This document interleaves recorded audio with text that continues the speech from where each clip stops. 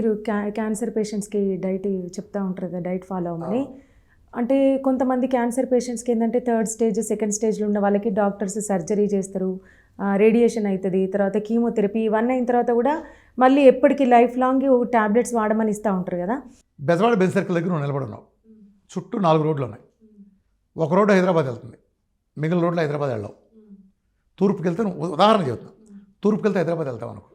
నువ్వు హైదరాబాద్ వెళ్ళే మార్గంలో సైకిల్ మీద వెళ్ళినా, నడిచి వెళ్ళినా, స్కూటర్ మీద వెళ్ళినా, విమానం మీద వెళ్ళినా, రిక్షా మీద వెళ్ళినా ఏదో టైంకి చేరుకుంటావు నీ డైరెక్షన్ కరెక్ట్గా ఉంటే. సపోజ్ మద్రాసు వెళ్ళావు, విమానం వేసుకెళ్ళావు, హైదరాబాద్ వెళ్తావా? పడమర రూట్కి వెళ్ళావు, ఈశాన్యంకి వెళ్ళావు, నైరుతికి వెళ్ళావు, ఉదాహరణ కనుక నీ రూట్కి వెళ్తావా? నువ్వు విమానం వేసుకెళ్తే రాకెట్ వేసుకెళ్తే డైరెక్షన్ కరెక్ట్గా లేనప్పుడు నువ్వు తీసి చేరుకోలేవు కదా. పాయింట్ అదే నేను అనేది. క్యాన్సర్కి నువ్వు స్టేజ్ 1 స్టేజ్ 2 అన్నావు. స్టేజ్ 1 స్టేజ్ 2 అంటే అది ఏ స్టేజ్ అని నువ్వు తగ్గించగలిగితే స్టేజ్ 1 కాకపోతే స్టేజ్ 3 ఏదైనా తగ్గుతుంది. నువ్వు అసలు డైరెక్షనే రాంగ్. క్యాన్సర్ అంటే ఏంటో నీకు తెలియదు, నాకు తెలియదు, నువ్వు ఓపెన్గా చెప్తావు. క్యాన్సర్ ఏం దీని పెరుగుతుందో నీకు తెలియదు. నీ మూలన స్టీవ్ జాబ్స్ లాంటి వాళ్ళే చనిపోయారు. ఒకటి తగ్గితే అనుకోవచ్చు. ఇళరాజా కూతురు దగ్గర నుంచి, స్టీవ్ జాబ్స్ దగ్గర నుంచి కొన్ని మిలియన్ల మంది సెలబ్రిటీలు చంపేశారు మీరు మీ వైద్యం తీసుకునే. ఇవాళ ట్రీట్మెంట్ తీసుకున్న వాళ్ళు మాత్రమే చనిపోతారు. క్యాన్సర్ ఇంటి దగ్గర పోయేవాడు ఉంటాడు, ఎవడో ఉండడు. ఏదో ట్రీట్మెంట్, రూపాయి ట్రీట్మెంటో, 10 కోట్ల ట్రీట్మెంటో, 1,00,000 కోట్ల ట్రీట్మెంటో, నీ ట్రీట్మెంట్లో పోయింది. ఇంతమంది పోతాను. సైన్స్ ఎలా అవుతుంది? 2 రోజులు మీ ఊళ్ళో 4, మా ఊళ్ళో 4. కెమెరా మన ఊళ్ళో ఏంటి వేరే ఏమైనా ఉంటుందా? 5 గాని 6 గాని ఉంటుందా? 2 రోజులు ఏ ఊళ్ళో 4 కదా. అట్లా క్యాన్సర్ నువ్వు ఏదైతే తగ్గుతుందన్నావో అదే తగ్గితే స్టీవ్ జాబ్స్ అని చెప్పిపోతారు. ప్యాంక్రియాటిక్ క్యాన్సర్, తొక్కల ప్యాంక్రియాటిక్ క్యాన్సర్కి ఇంతమంది ఎందుకు చనిపోతారు? నాగేశ్వరరావు దగ్గర నుంచి, రామారెడ్డి దగ్గర నుంచి ఇంతమంది ఎందుకు చనిపోతారు? సరే, వాళ్ళుగా చిన్నపిల్లలు ఎందుకు బలైపోతారు? ఎందుకు చిన్నపిల్లలు కాపాడలేకపోతున్నారు మీరు? నిస్సాయంగా ట్రీట్మెంట్ ఛాన్స్గా ఒక 20 ఏళ్ళ అమ్మాయికి బ్రెస్ట్ క్యాన్సర్ వచ్చింది. బ్రెస్ట్ సెంటీమీటర్ ఉంది వచ్చింది, ఎక్కడా లేదు. పెట్ స్కాన్ అంతా తీసావు, నువ్వు బ్రెస్ట్ తీసేసావు, 10 సెంటీమీటర్లు తీసావు. ఎందుకైనా మంచిదని కీమో రేడియేషన్ ఇచ్చావు, 25-30 ఇచ్చావు. మరి 6 మంత్స్లో చూస్తే లివరు, బ్రెయిన్ ఇవన్నీ 4th స్టేజ్ వచ్చేసింది ఏంటి? ప్రతి కేసు వచ్చేస్తుంది ఏంటి అలా? పోనీ మేజర్ కేసులు ఎందుకు వచ్చేస్తుంది? పోనీ ఒక్క కేసులో వచ్చింది అనుకుందాం, నేను ఇప్పుడు 1000 చూపించగలను మీకు. ఎందుకు తిరిగి వస్తాయింది? 3 సర్జరీలని, 50 రేడియేషన్లని, 40 కీమోలని, ఇమ్యూనోథెరపీ అయిపోయింది. మరి 7 చోట్ల ఉందేంటి? మరి ఏం పీకినట్టు మనం మందులు ఇస్తున్నాం, చంపేస్తున్నాయిగా. క్యాన్సర్ కల్లా మస్సేసి మార్చేస్తున్నాయిగా. అంటే నువ్వు ఆ స్టీవ్ జాబ్స్గా తగ్గించలేకపోయావుగా, నువ్వు ఎలా తగ్గించగలవు? వీడికి తగ్గించిన వాళ్ళు కొంతమంది లేరా అని నువ్వు అడగచ్చు. దానికి కూడా సమాధానం ఉంది. క్యాన్సర్లో వచ్చిన దరిద్రం ఏంటంటే ఏ విధానంలో కొన్ని ఎక్సెప్షన్స్ ఉంటాయి. క్యాన్సర్లో రిపోర్టింగ్ బండబూతు. రిపోర్ట్లు తిన్నగా ఎవడేవాడు. నువ్వు నీ ఫేమస్ పెట్ స్కాన్ చూసుకో, likely metastasis, suggestive of malignancy, అర్థమైందా?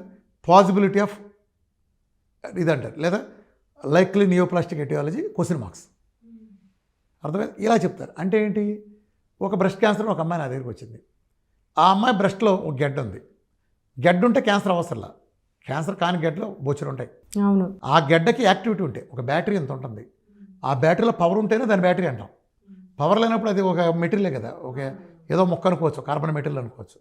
ఆ పవర్ ఉంటుంది కదా. అట్లానే ఒక గెడ్డ ఉంది, అది జస్ట్ బ్యాటరీ లాంటిది. దాన్ని నువ్వు పవర్ ఎక్కిస్తేనే కదా వచ్చేది. అట్లానే ఆ గడ్డలో క్యాన్సర్ అనేది ఒక యాక్టివిటీ, ఆ యాక్టివిటీనే ఉన్నట్టు. అర్థమైందా? నీకు గడ్డ వచ్చింది, నా దగ్గరికి వచ్చావు, దాంట్లో ఒక గడ్డ లేదు అన్నాను కదా, బెనైన్ అన్నాను అనుకో, నువ్వేం చేస్తావు? మూటమూల చదువుకుని ఆనందంగా గెలుచుకుంటూ వెళ్ళిపోతావు. నీ మూలం నాకు ఏంటి ఉపయోగం? ఇప్పుడు నేను దాన్ని సస్పిషియస్ మ్యాలిగ్నెన్సీ అని రాస్తా. సస్పిషియస్ మ్యాలిగ్నెన్సీ అంటే క్యాన్సర్ ఉండే అవకాశం ఉందంట. అలా పేరుకి నీకు రిపోర్టింగ్లో అలా ఉంటుంది. కానీ నీకు చూసి అమ్మా సారీ అమ్మా నీకు అంట అన్న అమ్మలో ఏం జరుగుతుంది అంటే, ట్రీట్మెంట్ అమ్మ ఎట్లా చేద్దాం, ఇది ఒక 40 లక్షలు అవుద్ది అంటాను. సాయంత్రం కల్లా మీ ఆయనో లేకపోతే మీ అమ్మానానో గజగజ ప్యాంట్లు తడుపుకుంటే 30 లక్షలు 40 లక్షలు తెస్తారు ఇల్లు ఒకళ్ళు ఆయనగాడికి అమ్మేసి. మరి ఎంత అవుతుంది? 2 లాభాలు. ఒకటి, నీకు అంటే నేను అందరూ చేస్తాను, నేను అంట్లా. కొంతమంది నీతి తప్పిన వాళ్ళు ఉన్నారు, వాళ్ళ బట్టలు ఓడదేయటానికి నేను రెడీగా ఉన్న సాక్ష్యాధారాలతో సహా. వాళ్ళ బట్టలు ఓడదేయటానికి నేను ఏది సాక్ష్యం లేకుండా మాట్లాడను, రిపోర్ట్లు సహా అన్నీ ఉన్నాయి. కాకపోతే వ్యక్తుల మీద నేను ఎప్పుడు టార్గెట్ చేయను, వ్యవస్థ గురించి మాట్లాడతాను. నేను చెప్పిన ఏది కూడా మొత్తం సమాజానికి వర్తించదు. మహానుభావులు, నమస్కారాలు పెట్టే విజ్ఞానవంతులు, ఎథిక్స్ ఉన్నాళ్ళు, దేవుళ్ళు అంటే వాళ్ళు బోల్డ్ మంది ఉన్నారు. ప్రతి ఫీల్డ్లో ఉంటారు. రాజకీయాల్లో ఉంటారు, ఆధ్యాత్మిక గురువుల్లో ఉంటారు, డాక్టర్లో ఉంటారు, ఇంజనీర్లో ఉంటారు, రిక్షా వాళ్ళు ఉంటారు. ప్రతి వాళ్ళు నిజాయితీ పనులు, వెధవలు అన్ని చోట్ల ఉంటారు.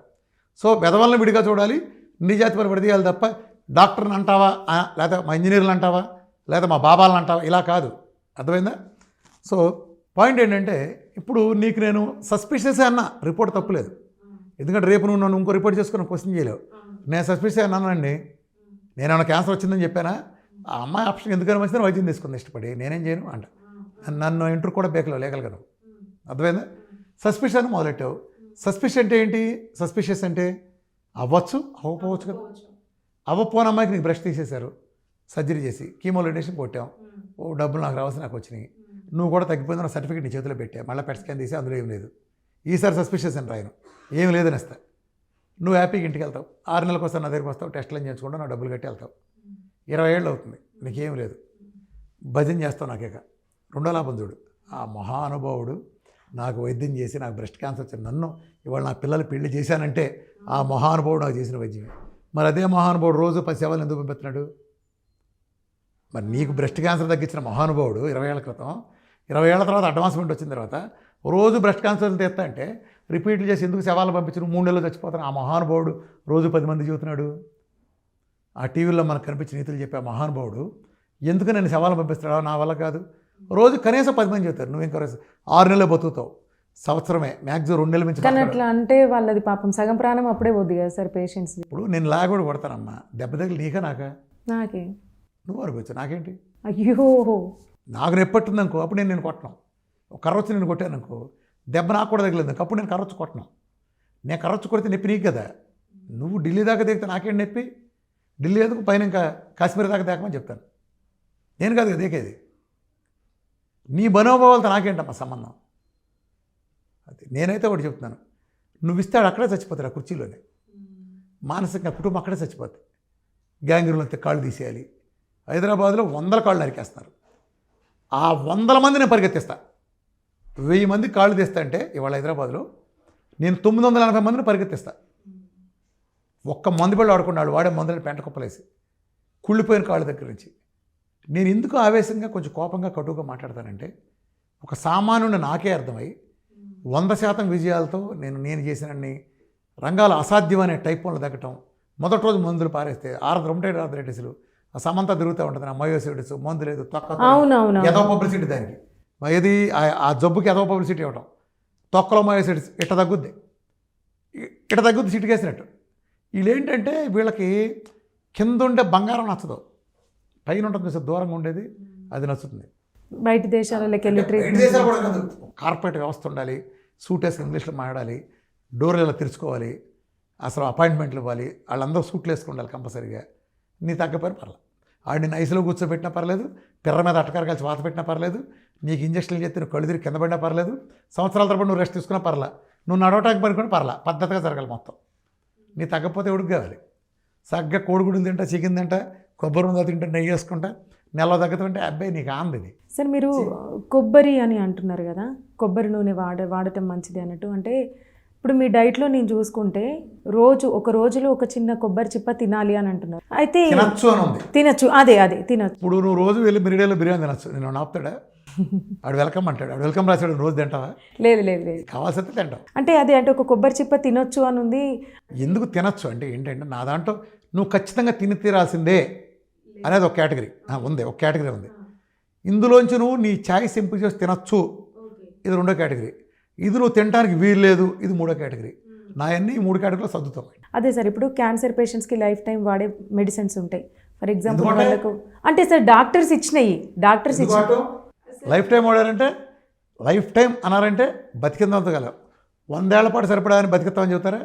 అంటే నువ్వు ఎల్లుండి చచ్చిపోతే ఎల్లుండి వరకు లైఫ్ టైం అంటే డాక్టర్ వచ్చే వారం, ఈ శుక్రవారం నుంచి వచ్చే శుక్రవారం చచ్చిపోతే లైఫ్ టైం మందులు ఇచ్చినట్టు, అదే లైఫ్ టైం అంటే. లైఫ్ టైం మందులు ఇవ్వటం ఏంటంటే, మేము చవట్లము, ఇదేమి లేదు, నువ్వు వచ్చావు కాబట్టి నీకు. ఇప్పుడు వెనకడ ఒక డాక్టర్ దగ్గరికి వాడు వెళ్ళాడంట, రాగానే వాడు చేసేది అంటే ప్యాంట్ ఇప్పి అంటాడంట, తీయగానే పిర్ర మీద అట్లకర కలిసి వాత పెడతాడంట. ఇలా వాత పెట్టిన తర్వాత కూర్చొని మాట్లాడతాడు. ఓ పేషెంట్ అడిగాడు రోజు, సార్ ఇలా వాత కనుక పెట్టించుకుంటే నా జబ్బు తగ్గుద్దా అని. జబ్బు తగ్గుద్దని ఎవడన్నాడా? ఇది నా ప్రోటోకాల్ అన్నాడంట. నీ జబ్బు తగ్గుద్ది నేను చెప్పానా? ఇది నా ప్రోటోకాల్ అన్నాడంట. ఈ తొక్కల ప్రోటోకాల్ ఎవడికి కావాలి? జబ్బు తగ్గడం కావాలి, కానీ ఆడి ప్రోటోకాల్ మనకెందుకు? నువ్వు తగ్గించావు ఇంకోటి చెప్పు.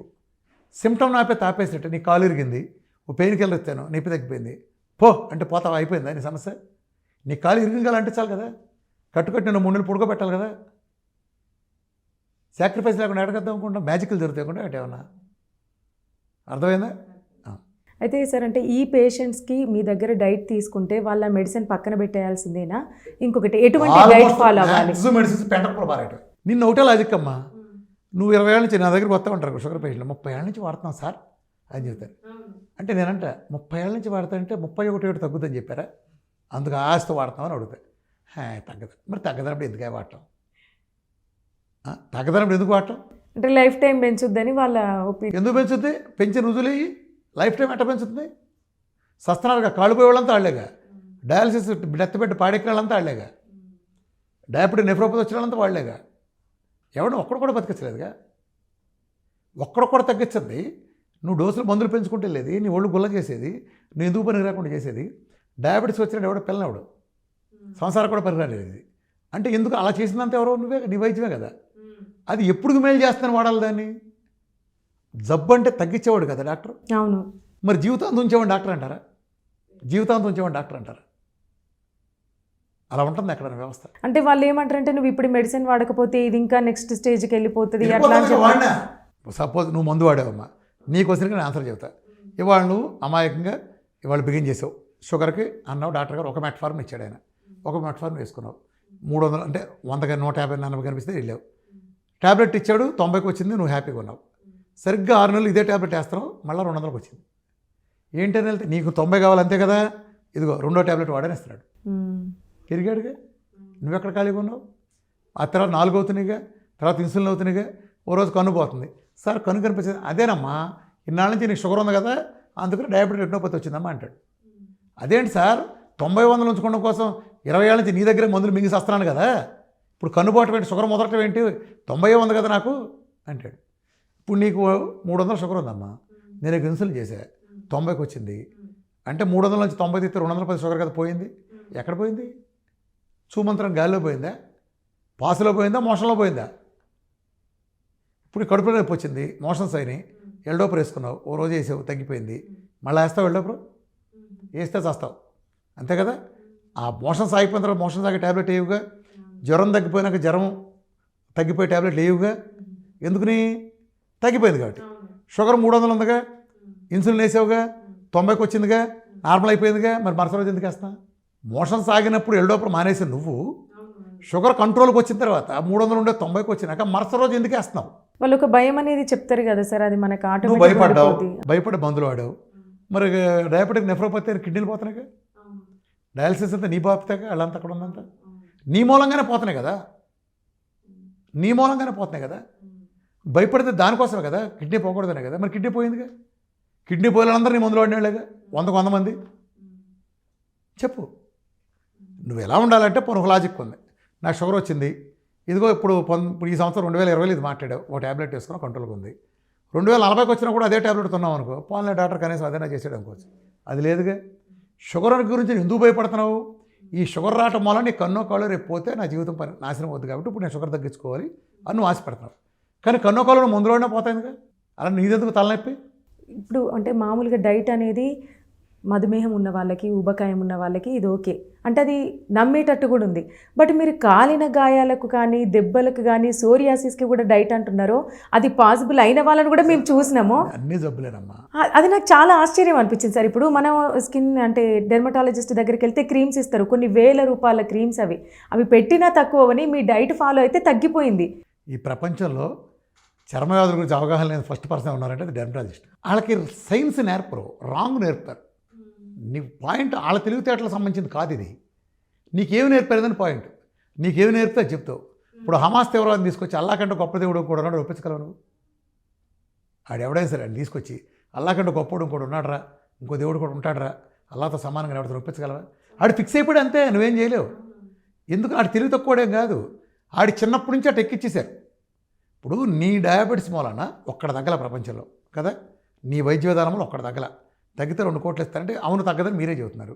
మరి నా వాళ్ళు ఊరిలో తగ్గిపోతానుగా, ఈ రిపోర్ట్లు చెబుతాయి. నేను చెప్పేదాన్ని తొక్క, నా దగ్గర ఏమైనా పంపించు, లేకపోతే నా రిపోర్ట్లు చూడు.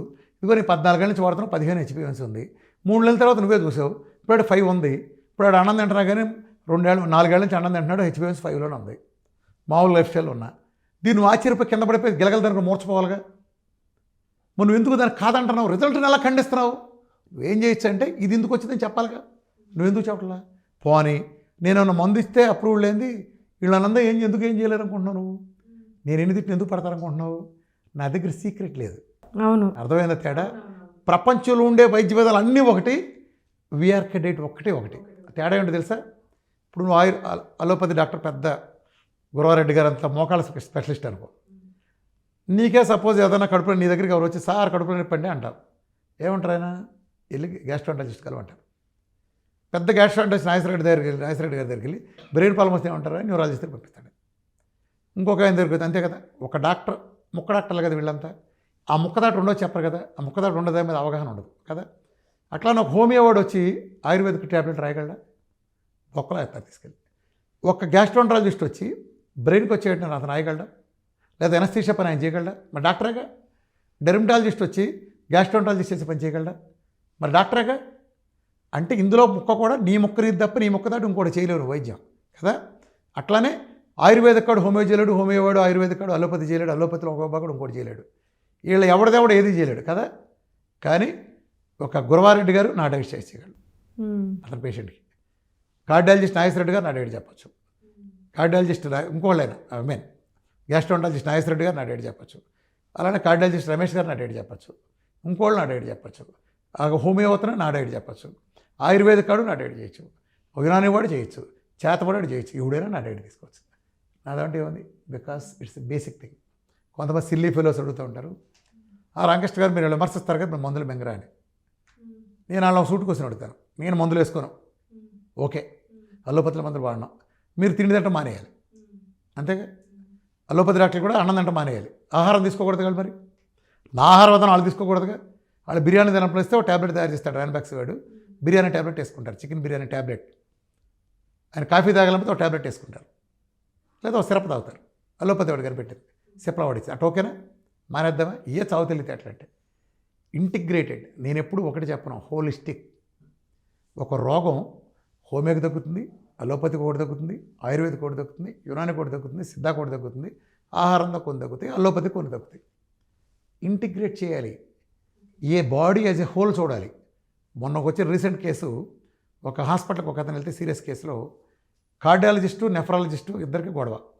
కార్డియాలజిస్టు ఈ ట్యాబ్లెట్ వేసుకోకపోతే పోతావని ఒక ట్యాబ్లెట్ ఇచ్చాడు. అది చూసి నెఫ్రాలజిస్ట్ అన్నాడు, ఇప్పుడు నీ క్రియాటిన్ 1 ఉంది, ఇది వేసుకున్నావు అంటే 10 దాటుతుంది, నా వల్ల కాదు, కిడ్నీ పోతే జాగ్రత్త, ట్యాబ్లెట్ వేసుకుని వీలేదన్నాడు. చివరికి కార్డియాలజిస్ట్ గెలిచాడు, అతను ట్యాబ్లెట్ వేసుకున్నాడు. క్రియాటిన్ చూస్తే 10 దాటిపోయింది. నేను చెప్పానా నేను ఆ ట్యాబ్లెట్ వేసుకోవద్దని, ఇప్పుడు క్రియాటిన్ 10 పెట్టుకొచ్చావు, కిడ్నీ పోయి వస్తావన్నాడు ఇతను. సరే నా కూర్చొని కార్డియాలజిస్ట్ దగ్గరికి వెళ్తే, ఒరే నువ్వు అడగటం నా దగ్గర ఈ వారంలో తిరిగానే వచ్చావు, నా మందు వాడకుండా నెఫ్రాలజిస్ట్ దగ్గరికి ఇళ్ళలోపే పోయాడు, గుడిపోటు వచ్చి నేను ఈ వారం బతుకున్నాంటే నా కారణంగానే ఆ ట్యాబ్లెట్ మూలంగానే ఆయన. సమస్య ఎక్కడైంది? వాళ్ళిద్దరూ చెరో డిపార్ట్మెంట్ తీసుకున్నారు, ఒకటి కిడ్నీ డిపార్ట్మెంట్, ఒక గుండె డిపార్ట్మెంట్. తమాషా ఏంటంటే 2 మనయ్యే. పరమానంద గారి శిష్యుల కథలో ఒక గ్రూప్ శిష్యులు ఒక కాలు తీసుకుంటారు, ఇంకొక గ్రూప్ శిష్యులు ఇంకొక కాలు తీసి పిసుకుతారు. ఎవడ కాలు కాడు సేవ చేస్తుందో పర్లా, రెండో కాలు మీద అటాక్ చేస్తారు. నా కాళ్ళని అంటావు, నీ కాళ్ళు నేను చేస్తాను చూడని వాతలు పెట్టి సుత్తులు పెట్టి బాగుతారు. ఆ 2 ఎవరి కాళ్ళు? పరమానంద గారి కాళ్ళు. అర్థమైందా? అట్లానే నువ్వు ఒకటి చెప్పి వాళ్ళు ఒకటి చెప్పి 2 కాంట్రాస్ట్ అయితే అనుభవించేది ఎవడో? పేషెంట్. ముక్క డాక్టర్లు అవటం వలన నాలెడ్జ్ కూడా ఉంటుంది. నువ్వెంత గొప్పవాడివైనా మోకాల దగ్గర చూడవుగా, నువ్వెంత గొప్పవాడివైనా ఆ గుండె దగ్గర చూడవుగా, నువ్వెంత తోపైనా ఆ బ్రెయిన్ దగ్గర చూడవుగా, మిగిలిన విభాగాలు నీకేం తెలియదుగా. నువ్వు ఇందాక అన్నావు డెర్మటాలజిస్ట్ అని. ఒక డెర్మటాలజీ కోసం అంతో తెలివితేటలు ఉన్నాడే సమాజంలో డాక్టర్ అవుతాడు. చాలా హై ఇంటెలిజెన్స్ క్యాలిబర్ ఉన్నాడు, ఐఏఎస్, తర్వాత డాక్టర్ అవుతారు. ఆ స్థాయికి వెళ్ళాడంటే ఒక స్థాయి ఉన్నాడు వెళ్తాడు కదా. అంటే చదువుల్లో కూడా దాంట్లో ఎంతో కష్టపడితే డిగ్రీ వస్తుంది. చాలా ఏళ్ళు కష్టపడి 12 ఏళ్ళు నేర్చుకుంటే. ఒక టిపికల్ డెర్మటాలజిస్ట్ని తీసుకుంటే 10-12 సంవత్సరాలు కష్టపడి దానికోసం ఇంటర్మీడియట్ ఎంసెట్ కోచింగ్ నుంచి చదివితే కానీ ఓ 10-12 ఏళ్ళకి ఆ డెర్మటాలజిస్ట్ పోస్టులో కూర్చుంటాడు. ఇంత చేసినాక అతను చేసే పని రిటైర్ అయ్యే వరకు 30 ఏళ్ల పాటు 3-4 డ్రగ్స్ ఉంటాయి. ఆ 3-4 డ్రగ్స్నే ఇవ్వాల్సిందే, తిప్పి క్యాసెట్ మార్చి. ఏ క్యాసెట్ మారితే బి క్యాసెట్, బి క్యాసెట్ మారితే సి క్యాసెట్, మళ్ళీ ఏ క్యాసెట్, మళ్ళీ బి క్యాసెట్. ఈ 3 క్యాసెట్లు తప్పితే స్టెరాయిడ్లు అయితే ఏం లేవు. అందుకని వాళ్ళంతా కాస్మెటిక్ వెళ్ళాల్సిన కారం పట్టింది. మరి ఇంతోటి అది నిజం చెప్పాలని 2 నెలలు ట్రైనింగ్ తీసుకుని కాంపౌండర్ అంతకంటే బెటర్ చేస్తాడు. ఉదాహరణ డయాబెటిక్ వైద్యం ఉంది, చర్మవ్యాధే కాదు. నీకు తిన్నాకంతా తినకముందంతా చూస్తాం, ఓ మందు బిళ్ళ రాస్తాం, మెటఫర్ తగ్గేసి వచ్చేది లేదు కాబట్టి ఏదో బిళ్ళ రాస్తాం, ఏదో డోసు నా ఇష్టం, ఇంత రాసేమని క్వశ్చన్ చేయడానికి ఎవరికి రైట్ లేదు. పెరిగిందని వచ్చి మళ్ళీ టెస్ట్ చేయించుకుంటాం, మళ్ళీ తిన్నాకంత తినకముందు ఎంత, దాని బట్టి డోసు రాస్తాయి, ఎట్టాగో కన్ను కాళ్ళు పోతాయి, దాని స్పెషలిటీకి ఇచ్చేస్తా. దీనికి పెద్ద ట్రైనింగ్ ఎందుకు, గీతల మలేసేవాడు కూడా చాలు. నేను విషయం చెబుతాను. ఎప్పుడు స్కిల్ పనికి వస్తుంది, ఒక వ్యక్తి స్కిల్ ఎప్పుడు పనికి వస్తుంది, ఒక ర్యాకెట్ తోలాలి, నువ్వు నేను తోలలేం, అప్పుడు స్కిల్ పనికి వస్తుంది. ఓ పెద్ద 30 టైర్లో లారీని తోలాలి, నువ్వు నేను తోలలేం, అప్పుడు స్కిల్ కావాలి. సైకిల్ తోలడానికి పెద్ద అభిమానాలు తోలేవాడు ఎందుకు, సైకిల్ తొక్కడానికి ఊళ్ళో గీతల మలేసేవాడు కూడా దొక్కుతాడుగా, అంత చిన్న నాలెడ్జ్ ఉండడానికి. తేడా అర్థమైందా? అలాగే నువ్వు 12 ఏళ్ల పాటు చదివిన ఎంబీబీఎస్ స్టడీ, అన్ని సంవత్సరాల పుస్తకాలు, అహోరాత్రులు రాత్రి పగలు మదించిన పుస్తకాలు, ఇంత గ్రంథాలు ఏంటి ఉపయోగం, ఎవడికి ఏం సాధించావు? దాని బదులు ఇంటర్మీడియట్ టైంలోనే 1 year కోర్సు పెట్టేసి ఈ డెర్మటాలజిస్ట్ నేర్చుకుంది, దానికి కావాల్సినంత నేర్పిస్తే అద్భుతమైన డెర్మటాలజిస్ట్ తయారవుతారు కదా. ఆ పనికి వాళ్ళు చాలుగా, ఎందుకు తగలేసుకొని అంత ఎంబీబీఎస్ చదవటం, అది నీ నాలెడ్జ్ పనికిరాదు వేరే చోట. లిమిట్ చేసావుగా, ముక్క చేసావుగా. అతను 30 ఏళ్ళు వచ్చి మనవడికి అప్పచెప్పేవారు కూడా ఆ బోర్డుని అతను ఆ ముందులో రాస్తాడు కొంచెం మార్చి. ఇప్పుడు అది చేతకాక మళ్ళీ కాస్మెటిక్ బోస్మెటిక్ అంటే ఎళ్ళకి తప్పని పరిస్థితి వచ్చింది. ఒరిజినల్ పోని సొరాసిస్ వస్తే వాళ్ళు ఎలా తగ్గిస్తారు, కళ్ళలో కూడా తగ్గదు. అసలు సొరాసిస్ చర్మ వ్యాధి అయితేగా. కొన్ని ఉంటాయి ఏ చాకలి గజ్జలు అంటే అంటారు, అంటే ఎందుకంటే బట్టల ద్వారా వచ్చేటట్టు కొన్ని ఉంటాయి చిన్న చిన్న వాటికి, వాటికి కోర్సు అయితే తగ్గుతాయి. ఇమ్యూనిటీ సరి చేస్తే దెబ్బ తగ్గుతాయి కూడా. చాలా చిన్న చిన్న పూతలకు పనికి వస్తాయి. 90% క్రానిక్ స్కిన్ డిసీజెస్, డెర్మటోమయోసైటిస్లు కానీ, సొరాసిస్లు కానీ, ఎస్ఎల్ఏలు కానీ, లేకపోతే ఇప్పుడు ఇంకా చాలా డిసీజెస్ ఉంటాయి. వేటికి అది సెట్ కాదు, చర్మాదులకు సంబంధించి. అర్థమైందా?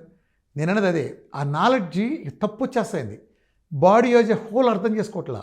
నాకెందుకు నాలెడ్జ్ వస్తుంది, ఇప్పుడు వాళ్ళ నా ఓపిక వస్తే నువ్వు 40 మంది క్యాన్సర్ పేషెంట్లు, 30 మంది డయాలసిస్కి వెళ్ళేవాళ్ళు, ఎస్ఎల్ఈ వాళ్ళు, రొమటైడ్ వాళ్ళు, షుగర్ వాళ్ళు, బీపీ వాళ్ళు, లావు వాళ్ళు, క్రాన్స్ వాళ్ళు, రకరకాలు వచ్చారనుకో, వీళ్ళందరూ నాకు నేర్పుతారు.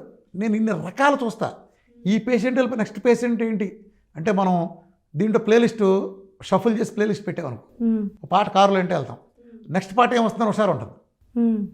నీ దగ్గర ఒకటే క్యాసెట్ ఉందనుకో, లూప్లో అదే తిరుగుతూ ఉంటుంది. నువ్వు ఇక్కడి నుంచి బెదవాడ బయలుదేరావు, బెదవాడలో నీ జుట్టు అంతా పీక్కుండా తప్పితే నువ్వు నేర్చుకుని తెచ్చేదేమి దేవుడు. సేమ్ అంతే, నాకు లూప్లో కాదు, కొత్త నాకు ఉత్సాహం, నెక్స్ట్ ఎవరు వస్తారో తెలియదు. నేను బాడీ యాజ్ ఎ హోల్ చూస్తా. ఇప్పుడు నువ్వు డయాబెటీస్ నా దగ్గరికి వచ్చావు, నేను డయాబెటీస్కి చూడను.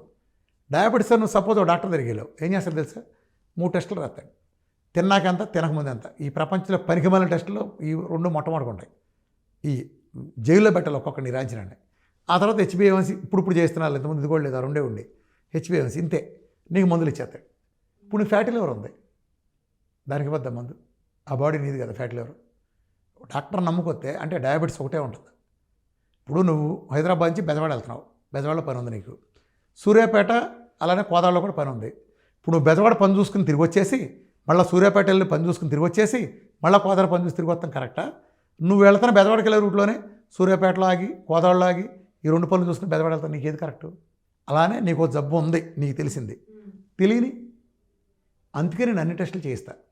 దాంట్లో నీ B12 ఎంత ఉందో చూస్తా, D-విటమిన్ ఎంత ఉందో చూస్తా, నీ ఐరన్ ఎంత ఉందో చూస్తా, నీ థైరాయిడ్ ఎలా ఉందో చూస్తా. ఒకవేళ థైరాయిడ్ కనుక ఈ లిమిట్ TSH ఎక్కువ ఉంటే అది ఆటోఇమ్యూన్ థైరాయిడ్, హషిమోటో థైరాయిడిస్ కాదో చూస్తా. నీకు ఏదైనా ఎలర్జీ అక్కడ గోకుతున్నావంటే ఐజీ ఉందో చూసుకుంటా, ఏఎన్ఏ ప్రొఫైల్ చూసుకుంటా, ఏమైనా నొప్పులు అన్నావంటే రొమటైడ్ ఆర్థరైటిస్ ఏమో చెక్ చేసుకుంటా, సొరియాసిస్ ఉంటే సొరియాటిక్ ఆర్థరైటిస్ చెక్ చేసుకుంటా. ఉంటే ఒకదాన్ని బట్టి నువ్వు ఏదైనా ఆయాసం అన్నా, కడుపెత్తుకున్నా, నీకు రకరకాల టెస్టుల్లో నేను సరి చేసుకుంటా. నా దగ్గర నువ్వు చికిత్సకు మొదలు పెట్టడానికి ముందే నీ ఒంట్లో ఫ్యాట్ లివర్ ఎంత ఉందో, నా ఒంట్లో ఫ్యాట్ లివర్ ఎంత ఉందో నువ్వు చెప్పి చూస్తా. నన్ను చూసి చెప్పలేవు కదా, నిన్ను చూసి నేను నీకు పీసీఓడి ఉందో లేదో నేను చెప్పలేను కదా. రిపోర్ట్ చేస్తే వస్తుంది. ఆ రిపోర్ట్లు చేయించి మొత్తం అన్నీ చూసుకుంటా. నీకు నేను ఒక్కటే చేయను. సో రిపోర్ట్లు చూసే ఇప్పుడు ఫ్యాట్ లివర్ గ్రేడ్ 3 ఉంది, నీకు స్ప్లినోమెగాలే ఉంది, కిడ్నీలో సిస్టులు ఉన్నాయి. వీటన్నిటి కూడా నేను సప్లిమెంటేషన్ ప్రోగ్రామ్ ఇస్తాను. డైట్లో భాగంగా ఇవన్నీ కూడా తగ్గిపోతాయి. అంటే నేను బెజవాడలోపు మధ్యలో పనులన్నీ ఎట్ ఏ టైం చూసుకెళ్తా. కాబట్టి నువ్వు నా దగ్గర వచ్చేటప్పటికి షోరూమ్ నుంచి వచ్చిన కొత్త బండిలాగా తయారవుతావు. నేను హార్న్ బాగా చేయమని ఇస్తే ఆ ఎల్లగానే వెనకమాల టైర్ ఊగుతూ ఉండొచ్చు. నేను అంతవరకు చేస్తే ఏం చేస్తాడు, ఆ వెనకమాల టైర్ ఊగా సరి చేస్తాడు, కాసేపు చూస్తే ముందు పక్కన కూడా ఊగుతూ ఉంటాడు. అర్థమైందా? ఓవరాల్గా బాడీని రిపేర్ చేయాలి. దీనివల్ల ఏం జరిగింది, నాకు ఇంత నాలెడ్జ్ రావడానికి కారణం, ఇంత దొంగ తగ్గించడానికి ప్రజలే నేర్పుతారు. ఇప్పుడు నువ్వు నా దగ్గర డయాబెటీస్ అని వచ్చావు, నీకు ఇంత పెద్ద ప్రాబ్లం చూసే ఈ నెల రిపోర్ట్లు రాసుకున్నా, నెక్స్ట్ మంత్ నా టీం అంతా నాకు రిపోర్ట్లు రాసిస్తారు. ఈ 2 పెట్టు చూస్తా. ఇప్పుడు నువ్వు తిన్న ఫుడ్తో నీ D-విటమిన్ ఎంత పెరిగిందో చూసుకుంటా, తగ్గితే ఎంత తగ్గిందో చూసుకుంటా, B12 చూసుకుంటా, స్ప్లినోమెగాలి ఎంత చూసుకుంటా, నీ ఫ్యాట్ లివర్ గ్రేడ్ 3 నుంచి గ్రేడ్ 1కి వచ్చిందా, 2కి వచ్చిందా, ఇంకా పెరిగిందా ఏంటి, దీన్ని బట్టి నువ్వు ఏం తప్పు చేస్తే అర్థమవుతుంది. నీ ట్రైగ్లిసరైడ్స్ ఎంత ఉంది, హెచ్డిఎల్ ఎంత ఉంది, అలానే ఐరన్ ఎంత ఉంది, ఇది మిగతా అన్నీ ఎలా ఉన్నాయి, ఇన్ని ఎంజైమ్స్ ఎలా ఉన్నాయి అన్నీ నేను చూసుకుంటాను. కాబట్టి ఓవరాల్గా నాకు అర్థమవుతుంది ఇది శరీరం మొత్తానికి ఎలా పనిచేస్తుందో ఈ ఆహార విధానం అర్థమవుతుంది. సో ఇప్పుడు నేను సరి చేస్తాను. ఇలా నేను గత 7.5 సంవత్సరాలకు కొన్ని లక్షల రిపోర్ట్లు 10,000 పైన ఉండే వాట్సాప్ గ్రూపుల్లో వేల లక్షల మంది సర్వీస్ అందిస్తాను 24 గంటలు. నేను 365 రోజులు చూస్తాను. చెప్పే కదా ఇవాడు అంటే ఒక డాక్టర్ తెలుస్తుంది.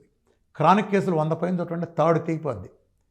హాస్పిటల్కి 100 మంది 1000 మంది రావచ్చు, కానీ నన్ను చూడటానికి నన్ను నమ్ముకుని ప్రపంచవ్యాప్తంగా క్రానిక్ పేషెంట్స్ రోజు 100 నుంచి పైనే వస్తారు. ఇప్పుడు 100 నుంచి 150 మధ్యలో ఉంటారు నాకు క్రానిక్ పేషెంట్స్.